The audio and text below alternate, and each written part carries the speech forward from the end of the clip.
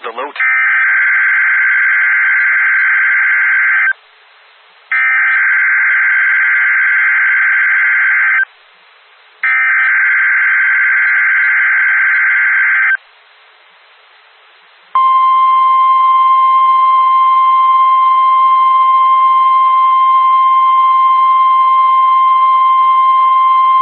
This is a test of the weather radio's warning device. During potentially dangerous weather situations or other emergencies, specially built receivers are automatically activated to warn of the impending hazard.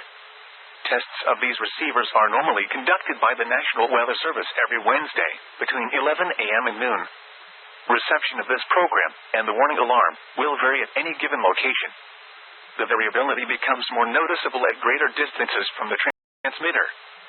To provide the most consistent warning service possible, the warning alarm will be activated for warnings, selected watches, and other environmental emergencies affecting the following North Carolina counties: Alamance, Alexander, Allegheny, Anson, Bertie, Cabarrus, Caswell, Chatham, Davidson, Davie, Durham, Edgecombe, Forsyth, Franklin, Granville, Greene, Guilford, Halifax, Harnett, Hoke, Iredell, Johnston, Lee, Martin, Montgomery, Moore, Nash, Northampton, Orange, Person, Pitt, Randolph, Richmond, Rockingham, Rowan, Scotland, Stanley, Stokes, Surrey, Union, Vance, Wake, Warren, Wayne, Wilkes, Wilson, and Yadkin.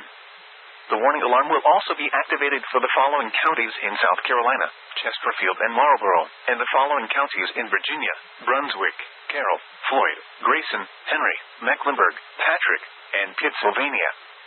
This includes the independent cities of Galax, Martinsville, and Danville.